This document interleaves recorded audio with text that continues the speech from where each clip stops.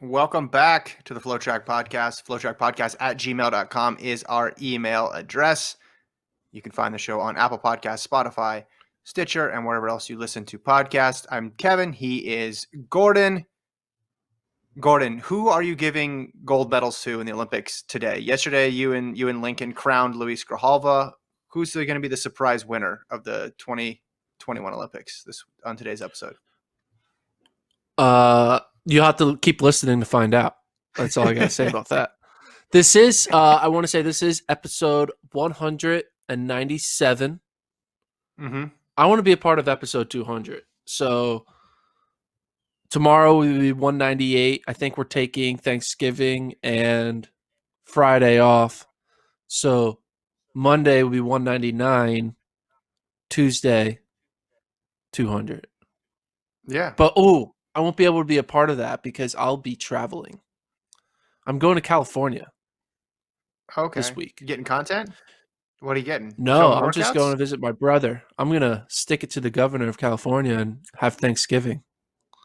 Oh, be careful. It's going to be crazy. I was hoping wild. I was hoping you'd bring your handy cam out there. And nah. Wait.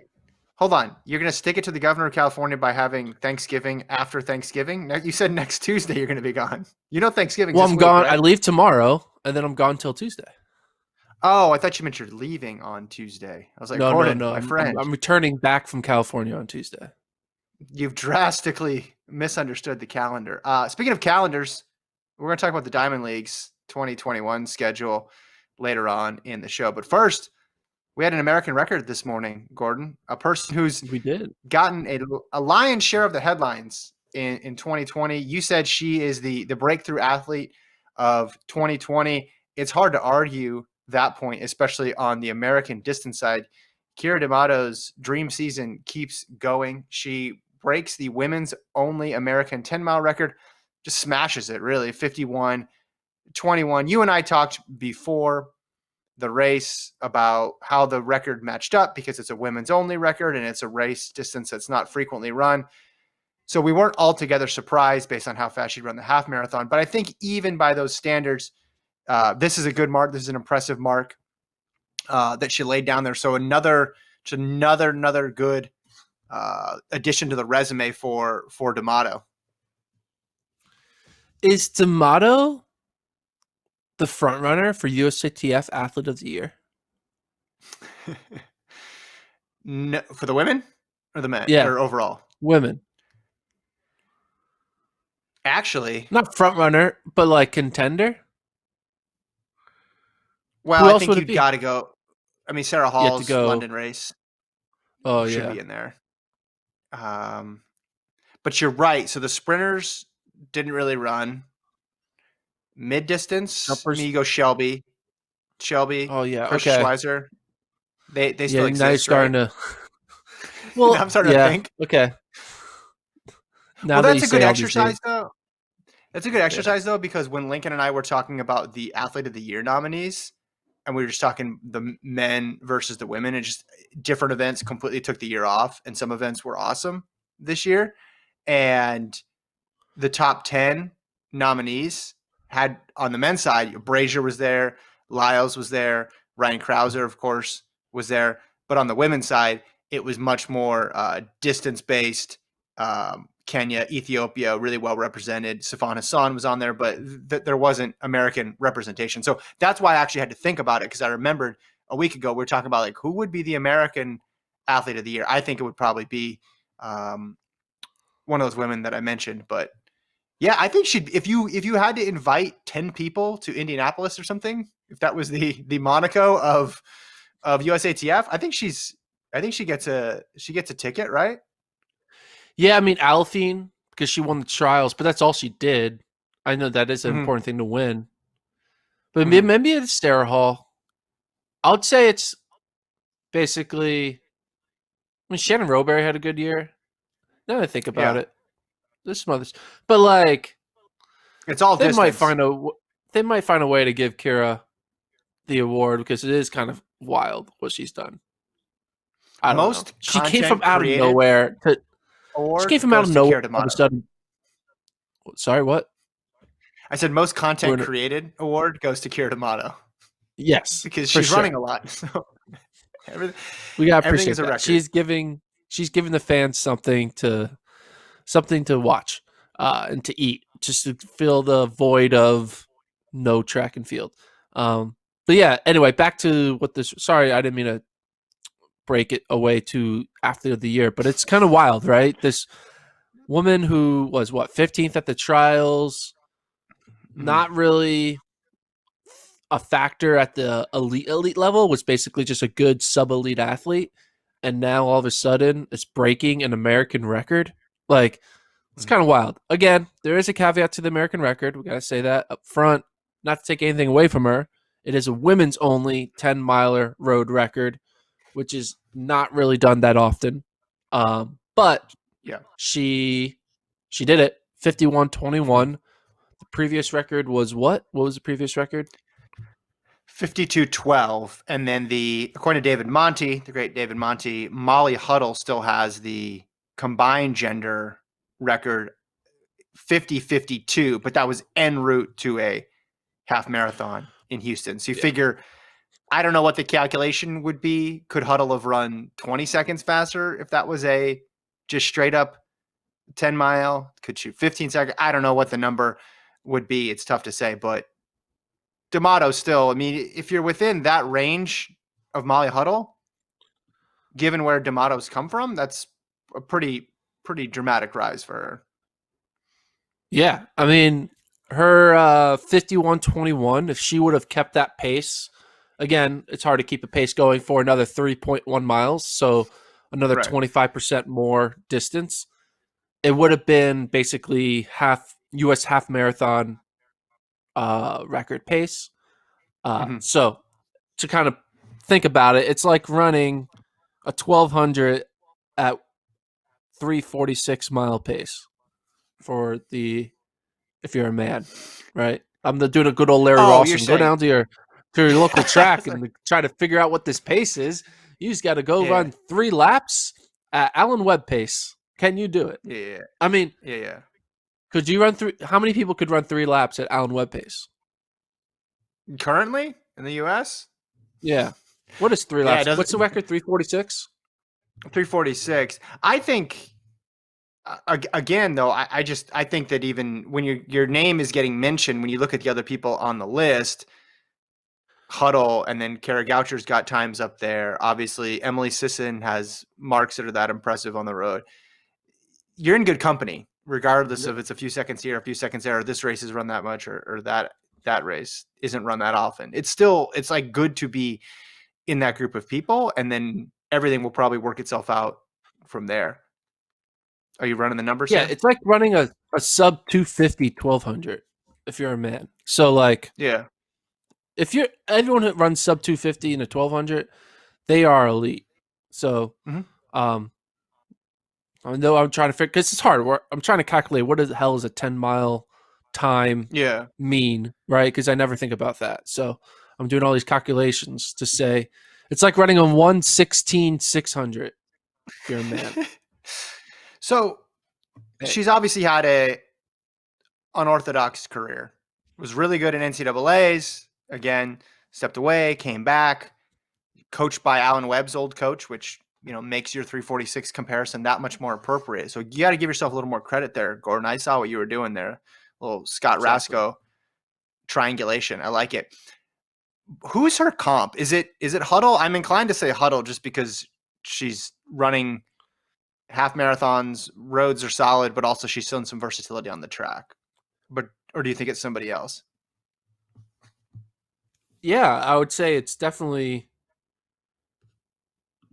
Huddle or Sisson. It's like one of those. I mean, I don't think she is showing that she's still able to like, typically the saying is like the older you get, the longer distance you need to go because you can't Mm-hmm. keep up with the young kids because they got the speed and your speed goes away. So you move to the marathon. Over time, you move to the marathon. And she's what, 36? Mm-hmm. How old is she now? 36? Yeah. So, like, it makes sense that, like, it would make sense that at age 36, your best event should be the marathon and your worst event should be the mile, right? Because you should just be getting faster as you get longer in distance because you're at an elderly state age wise. Not to, I mean, hey, 36 isn't that old now that I think about it. I'm almost 33. So she would have been in high school when I was in high school. So now that I think about it, she's really not that old. But uh, I think that her 15:04, her now this 10 miler, 51:21, it Mm. shows that like she isn't just like only elite at the marathon level. I mean, she shows she's kind of elite at the marathon level. She got 15th at the trials, but we talk about these 10K Olympic trials coming up. This 51:21 combined with her 15:0 5K time trial, I Mhm. really think she is putting together a resume that is saying, I will be in the mix with a mile to go. Will she be in a mix with 400 to go? That's another question. That's another story. But in the 10K, come the Olympic trials in 2021, I think she definitely will be in that pack, which is just wild. I've talked about this in a previous pod.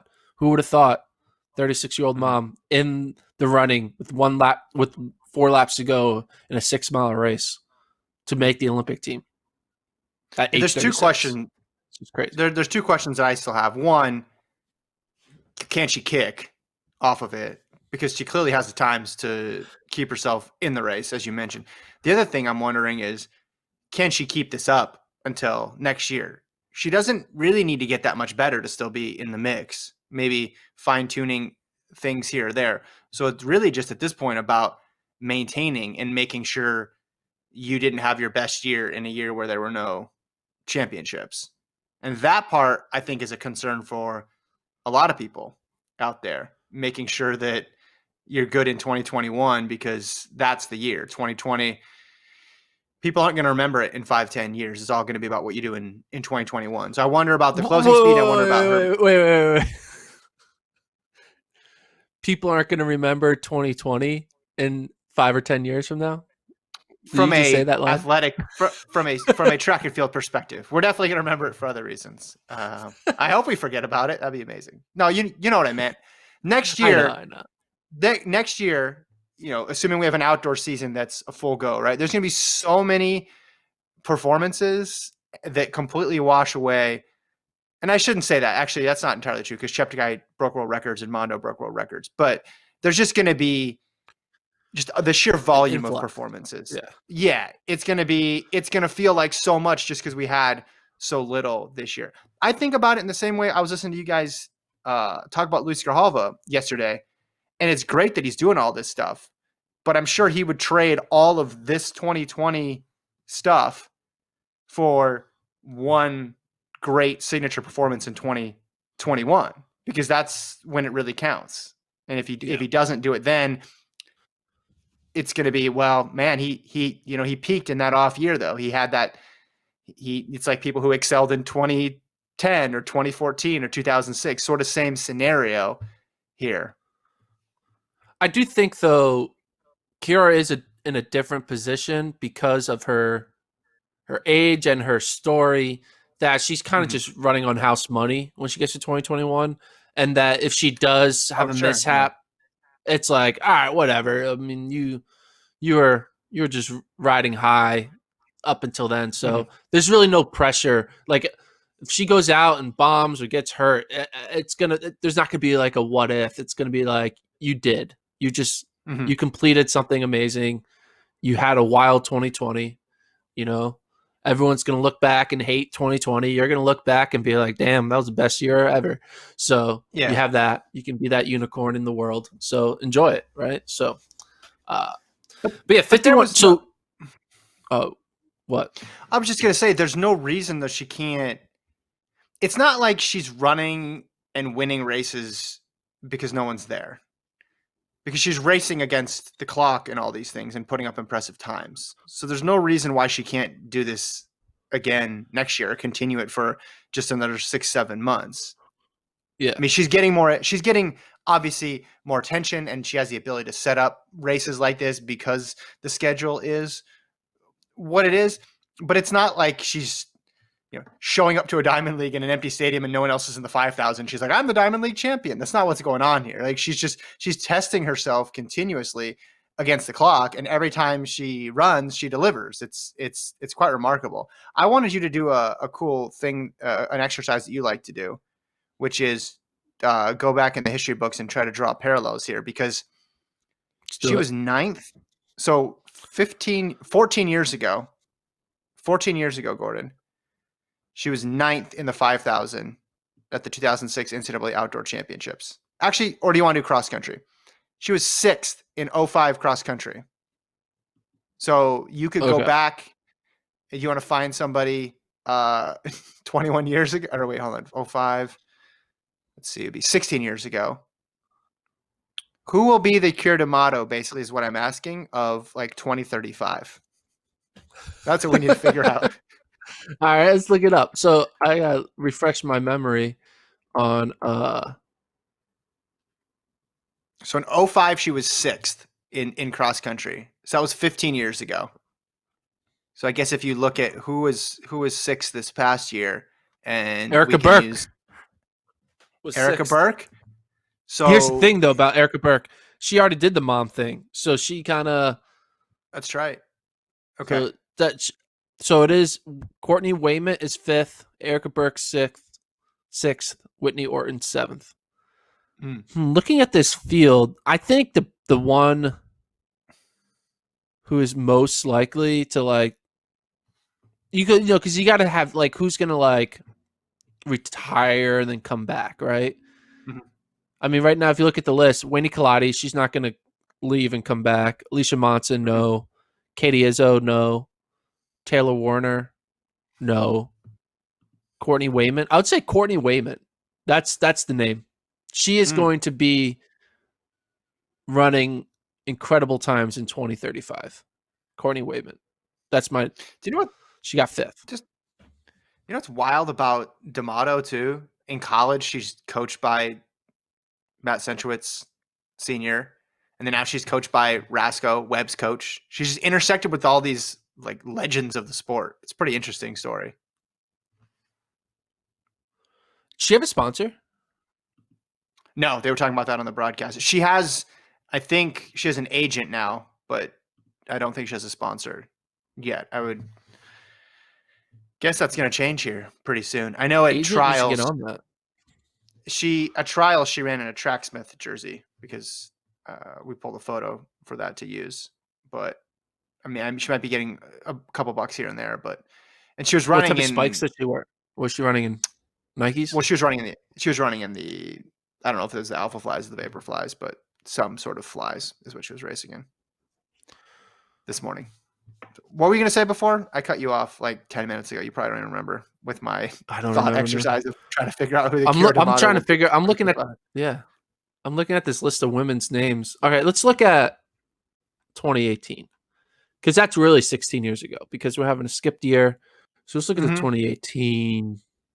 Wait. Also, let's look at 2019 10. What did she finish in the 10K? You said so. It was the 5,000. She was ninth 5,000? in 06. Yeah, 5,000. She was ninth. So ninth in 06. Ninth here is Jessica Pascal from Florida. Okay. Australian. So a little bit different scenario there. Yeah. Maybe she could do it. Hannah Steelman. Well, I think Steelman's going to keep going right away. Yeah. Ooh, here's a good one. Caroline Alcorta. That's the name. She was always solid at Villanova. She then transferred to North Carolina, I think, for a hot second, or came from North Carolina. Mm-hmm. She went from North Carolina to Villanova. She ran 15:45 in the 5K, 32:53 in the 10K. Yeah, it's Caroline Alcorta. She is going to come back at age 35 and then rock the running world in 2035. Clip it. Clip this clip. Save it in the archives. Put it in a Google Remind Me, and I'm going to get this email 15 years from now. Have you ever done that? Have you ever like set yourself a reminder to like remind you something like in like 5-10 years on your phone or something? I have. Have you? Yeah. When I was it useful? Yeah, well, it was a prediction. I think it was like in 2000, Please say it was about the 2010. Sixers. No, it wasn't about the Sixers. 2010, I made a bet with a buddy in New York saying by 2000, like 17 or like 2017. So I said like in 7 years that one of Twitter, Amazon, Google, Facebook would merge. I wasn't right. I was almost right. I feel like I was almost right.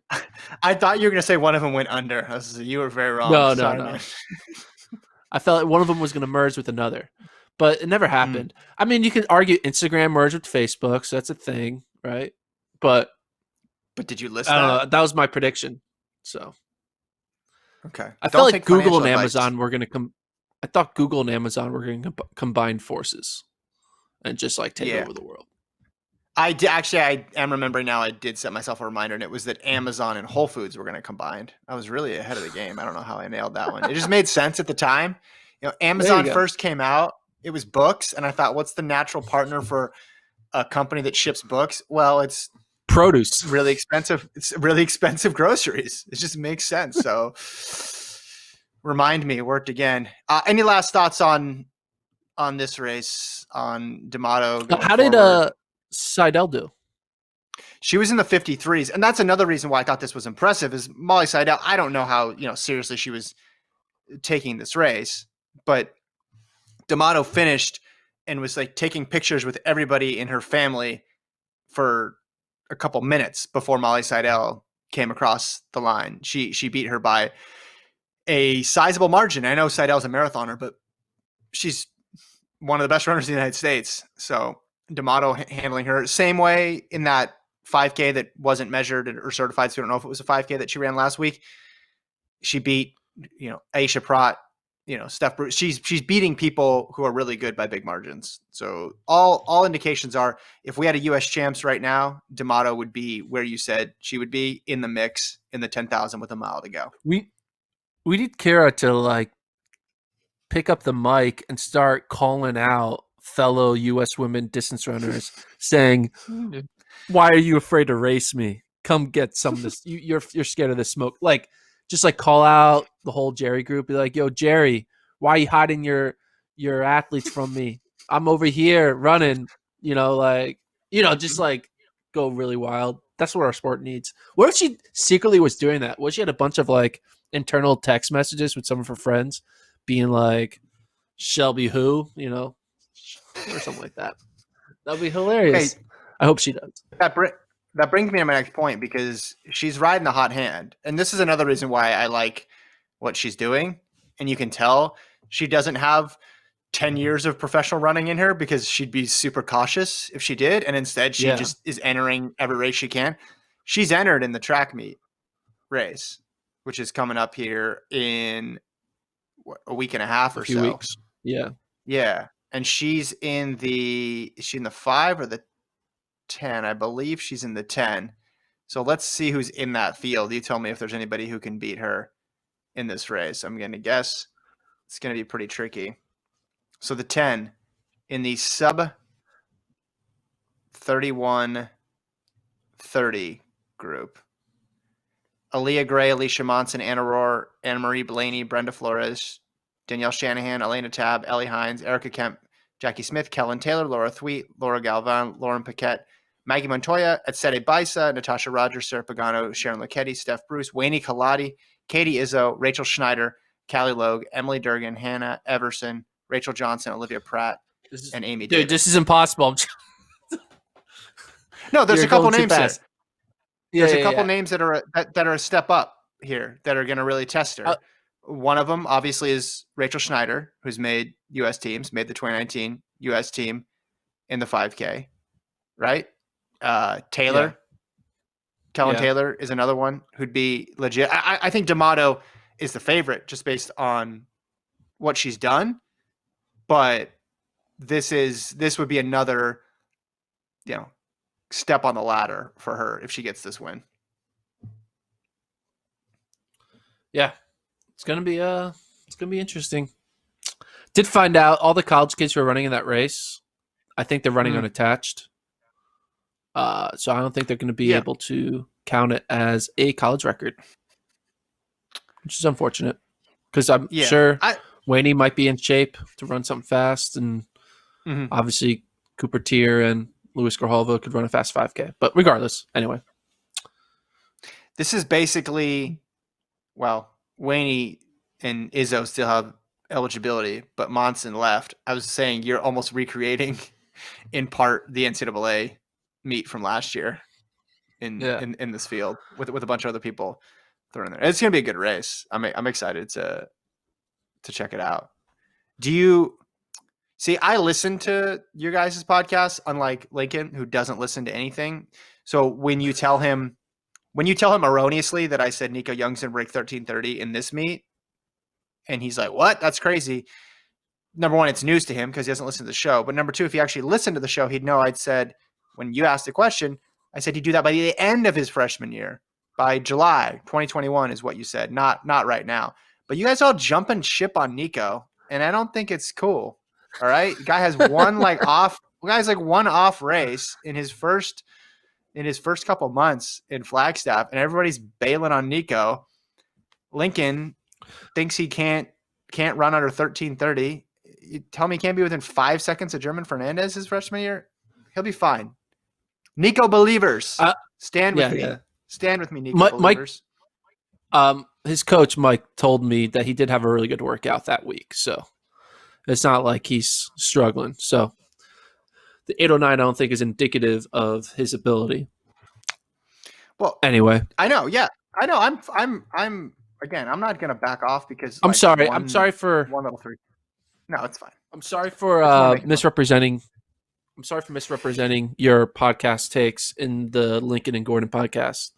I should have known better. I apologize. Do you know what's wild though? When you guys are talking about Luis Grijalva, I started thinking about this. Do you know what his highest place NCAA finish is? What?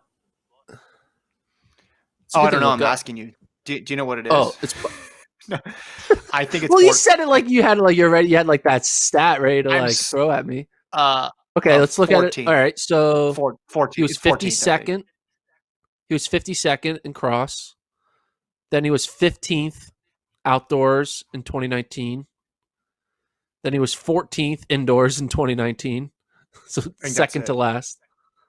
Yeah. Then he was 23rd in cross in 18. Then he was 17th in the 1500 in 18. Then he didn't run indoors. 60th as a freshman. So yeah, 60th, 17th, 23rd, 14th, 15th, 52nd. And he is the number one NCAA athlete right now. That is wild. That is a good point. He's never had a good result yet. Lincoln and has him winning the pre-classic somehow too. And I'm the crazy one with a Nico Young take here. No, it's obviously not a fair comparison because he missed out on 2 championships. And in those 2 championships, he probably would have had 4 shots to improve that. 5 in the – was he entered in the 5 and 3 in Albuquerque? He was, right? Yeah. Yeah. Yeah. And then I'm assuming he would have made, at least maybe 3 shots between the 2 championships. Maybe he only would have made the 5 or tried to run the 5 outdoors. Maybe wouldn't have run the 10. But so I don't think it's very fair, but it's also what's his signature? Was that his signature race of his career, or was it the BU race? No, I'd say the BU 3K was okay, whoa, in my opinion. It is, but like that, what you just said. Oh, sorry, go back. No, go ahead. What you just said about Luis Grijalva is I think a good representation of what we are going to be seeing in 2021. We're going to be seeing athletes who have never been in the mix for top 3 finishes who all of a sudden are going to be in the top 3. Because when you have an entire year and a half, well, I guess an entire year of no running, the people that are fresh in our memory from the 2019 world of these are the top tier group, that's going to change. And we're not going to be really ready for it. We're going to be there's going to be a lot of out of nowhere statements being put in front of a lot of headlines in 2021 because I mean, track and field, your time on top is very short. Did an article about this a few years ago. On average, the peak of an athlete's career is age the end an athlete's peak is age 20. No, sorry. An Start athlete over. sorry. An athlete only has a 4-year peak. And that 4-year peak on average is age 22 to 26. And then if you're after age 26, you're done. So if there's someone who is turning 25 in 2020, and you're not like an all-time great, it's looking really hard for you to get back into the mix. But yeah, I'm just saying, Luis Grijalva, someone who hasn't been in any NCAA title run in his entire career, is going to be a favorite in 2021. Now we know this because we're able to see him do these little races here and there, but I think it just shows there's a lot of people from the 60 meters to the weight throw to all these other events that are going to be like, who are you? Who are you? What? Like, you, what? You know, from all levels, from the high school, from college to pro level. I think be prepared for some first timers, a lot of first timers on the scene in 2021 because they were just hidden in 2019 and 2018. Yeah, and I get that, but who would you say, if Grijalva was the favorite now, would you say Mance is right there? Is he number 2 currently in your hypothetical distance ranking? Yeah, just distance runners in general. The Iowa State kid, I would still put in there. Okay. We don't have enough data on him. But so here's you ran through Grijalva's NCAA finishes. His best was 14th. Here's Mance's 14 out of 16 for the record. 14th out of 16. Yeah. Here's Mance. 22, 10, 7, 10, 7, 4, 3. So it's just it's weird that, and I understand why you guys are doing it, particularly Lincoln, because Lincoln wants to see Grijalva in the Olympics, apparently. But it's weird. We have another guy who's right with him, who's proven time and time again that he can deliver in championship races in Mance, but we're still taking Grijalva because of the times and what he's done recently. I understand it. It's just interesting. You beat him. You just recently beat him. Recency bias. But even like Isai Rodriguez had that one race at NCAA Cross where he was like Luis hasn't had that one breakthrough championship race. In the same way, you can say the same thing for NAU with Jordy Beamish. Didn't have anything, and then goes and wins the NCAA mile title, and then after that, really didn't have anything either, right? Like, what are Beamish's Or finishes? you could say the same thing about Houston's Eli Hall when he won the 60-200 double. That's a normal. No one saw that coming. I always think of Eli Hall, but like Luis Grijalva. He had some times, and it was just under the radar, and then he hadn't had his opportunity yet, and then the year of, I think it was 2018. That was indoor. That was his opportunity. And he's like, boom, boom, 20 points. I think he did he win both? Maybe he got second in the 60. I think that's Christian Coleman there. No. He set he set the American record in the 200. Who won the 60? Did he win it? Maybe he did. Dang it. See, you don't ask questions you don't know answers to, Gordon. That's the key to podcasting. Eli Hall. T-First. Here we go. Who's going to find it first? Oh, he won. He won. He did? Who did he beat? Yeah, he won. Oh, I was thinking outdoors when Burrell beat him, right? Outdoors. 1-2. He won. 652. Yeah. No, you're right. But with distance, with distance, I'm a little more cautious because there's always been a division between time trialers and championship type runners. So it's just tough to put too much weight into it. But also, he didn't have those 2 seasons, and maybe he would have gone in Albuquerque and pulled the upset, or at least gotten in the top 3, and then maybe he would have done something outdoors as well too, and then we'd be sitting in a different spot. Anyway, late breaking news right now into the podcast. Keira D'Amato's official time was actually 51:23. So our ticker on the bottom has been 1 second off the entire time. I hope you'll forgive us because we did start recording right after the race ended. So how did we get the wrong time? Producer. It was unofficial. I guess takes a little while. Isn't that funny that it takes a little while? Yeah, it's a time. I mean, it's tough. Alon needs to change that to 51:20. Well, it's I up 2 fixed it. seconds? Oh, it's 2 seconds off, not 1 second. Well, my apologies. That changes everything. We need to go re-record the beginning of the show Yeah, because 2 seconds I don't know slower. anymore. I don't know anymore. All the Do takes you we want had to about her, talk take it back. USATF Athlete of the Year? No, not anymore. 2 seconds too slow. all the takes we had about her? Add 2 seconds to the takes, and then that is what we Yes. think. There you Okay. go. The Diamond League schedule's out. I don't know if you wanted to talk about it at all. Yeah, let's It talk about starts it. May 23rd in Rabat and ends September 8th and 9th in Zurich. Some things that jump out to me. Pre-Classic is after the Olympics in August, on August 21st. And between August 21st and August 28th, 1 week, there's 4 Diamond Leagues scheduled, including the old back-to-back Eugene, China on August 21st to August 22nd. How many people think you'd be doing that? That's not quite the Stillwater Fayetteville 1-2 there, going from Eugene to China. TBD China, by the way. They don't know the actual city. When are the U.S. trials? U.S. trials are in that spot in between Oslo and Stockholm on the 4th. So in between the June 10th and July 4th date there is when the trials Are are. the trials all in before July 4th?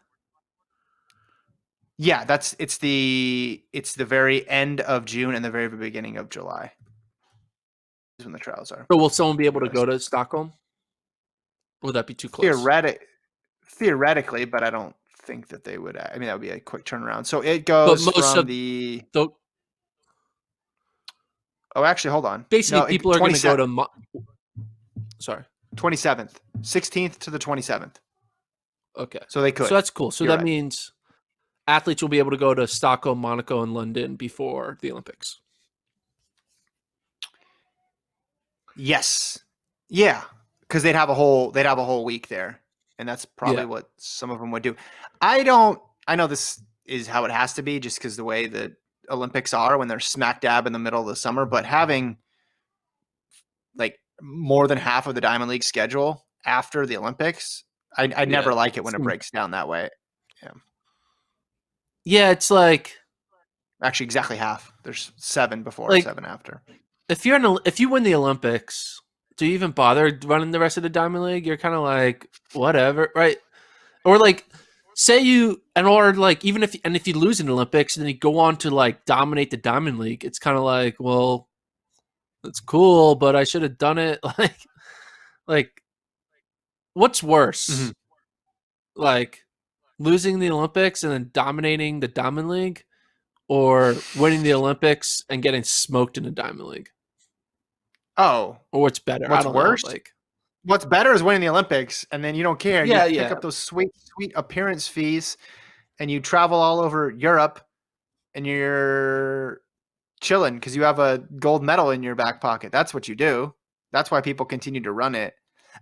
The one good thing about 2019's insane schedule with Doha being during cross country season was that the Diamond League was done, and it was awesome because you had Yeah. a regular season and then you had a championship, and it was cool. I like the fact. I remember we were watching this together. We were watching those final Diamond Leagues to see which people would have buys to push other people in. I thought that was a cool dynamic as opposed to being a time traveler and thinking, oh, a year ago, Brazier won the Diamond League, which means that they can get it. It was just way more immediate and way more fun to look at it in the moment. And it was also cool to know that that last stop was pretty much Doha. Yeah. So I guess we From assume though the 2021 Diamond League champ though will likely have the bye, right? the 2021 Diamond League champ will have the bye to the In Eugene. 2022 World Championships. Yes, that's correct. Yeah, yeah. Unless but I mean the 800 we don't need to worry about it because Donovan already has it, so that's pretty nice. That I mean if you're an 800-meter runner, Yep. you know like you don't have to worry that Donovan is in your race because you're like, hey, he's already going, so it has to be top 3 outside of Donovan. But Yeah. Men's yeah. high hurdles too with Holloway. Women's 400-meter hurdles will get an extra one in there. There's a lot of I them. love that it's been now over a year, and the China Diamond League is still a to be determined location. Yeah. They have yet to find a location in China where they're doing Yeah. the Diamond League. Yeah. So again, I don't know, to sum this up, because I don't think I did a good job explaining it the first time. The new Diamond League schedule for 2021, you're going to have 7 meets before the Olympics, 7 meets after. The one quirk there, obviously, is that third week in August, where you have 3 Diamond Leagues scheduled: Eugene on August 21st, China on August 22nd, Lausanne on August 26th, and Paris on August 28th. That's a whole lot of track in a small period of time. As you mentioned before, though, a good part of this is the Olympic trials will wrap at the end of June. So there's an opportunity for athletes to get over to Europe in time for Stockholm on the 4th of July, and then Monaco on July 9th, and London on July 13th before the Olympics really get going. That's it. That's all I got. I just wanted to Exciting, recap man. that for people. It's exciting. Should we leave it there? What are you doing for? I'm not going to see you or talk to you probably for a week. I won't be able to do the pod probably on Tuesday, just for the record. Next Tuesday. What are you doing for Thanksgiving? Tell the people what you're doing for Thanksgiving. I know you probably will talk about Thanksgiving tomorrow with Lincoln and the good old best things about Thanksgiving and running word pod you're doing. What's the theme of tomorrow's pod? What's the theme of tomorrow's pod? He's doing the 10 people you meet at the turkey trot. Because that's an article he wrote a bunch of years ago. But we'll also talk about things we're thankful for in the running world. He'll probably talk about Luis Grijalva's 9 Diamond League victories that are coming up this year. It's sort of something in the future that he's looking forward to. No, I'm going to be here for Thanksgiving. That's pretty much it. Not very exciting. So you're not going to be able to do the pod on Monday either. So no Wednesday, no Monday. Maybe no I'll Tuesday, I'll do Monday. I'll do Monday, but it's going to be early for me. You're flying back on. No, I'll be on West Coast Lincoln time. I can do it. 7 a.m. pod. Ooh, it's gonna be hard. Are you making the? We're not turkey? even gonna try that one. Are you? Are you making scratching that right now? You've been bumped off of Monday's pod. We're not gonna try to call you and wake you up for Monday. You just be back on Wednesday. No, we are buying. Answer my question. We're buying it. You buying it pre-cooked and made, or are you like cooking it? We are cooking it here. We're actually buying it. You know where we're buying it from? Here's some integration earlier part in the pod. Amazon owns this little company called Whole Foods that we will be buying pretty much everything from. We didn't want to do a bunch of. Yeah, we're just going to throw it in the oven. That's all. And that's it. Is it that simple? Yeah. Everything. We're buying everything else. Actually, you know what? I'm not even sure how. Katie's figuring it out. I'm not even sure. She said she said she's going to buy stuff this year. And then that's when I tuned out because she's like, I'm just going to buy stuff. I think she's making a couple dishes. I think we're buying it cooked actually, which is not the way to do it. But this has been a hectic year. We have 2 kids. So we're just going to try to, it's like March Madness, man. Survive in advance in my house. That's the mantra. Just get through each round and live to see another day. So same thing for Thanksgiving. My brother smoked a turkey because he has a smoker last year or 2 years ago, and that was delicious. And every other turkey is felt inadequate after that point. So you kind of just say, well, why am I even trying? What about deep fry? You ever think about deep frying?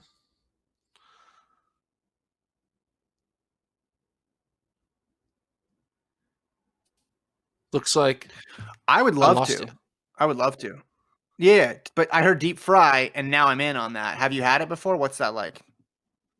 No, but anything deep fried sounds delicious. So yeah, I heard it's dangerous. Isn't it still dangerous? Do you ever see the YouTube videos of like them putting turkeys into a deep fryer and it blowing up? Yeah. Yeah, I think if you follow the directions, you're fine. I don't think it's that. Enough people do it successfully. You just hear about the 2 or 3 people who throw it in there frozen and then it shoots out like a cannon out of there. I don't know. All right, we'll leave it there. FloTrack podcast at gmail.com. Safe travels to you, Gordon. And we'll talk to you on Wednesday. Get a lot of rest out there. Make sure you're up for Wednesday's show, 9 a.m. Central. There was no way we were going to try for you 7 a.m. Come on, man. Come on. 7 a.m., Gordon? No, not happening. Thanks, Solon, for producing. We'll talk to you guys next time.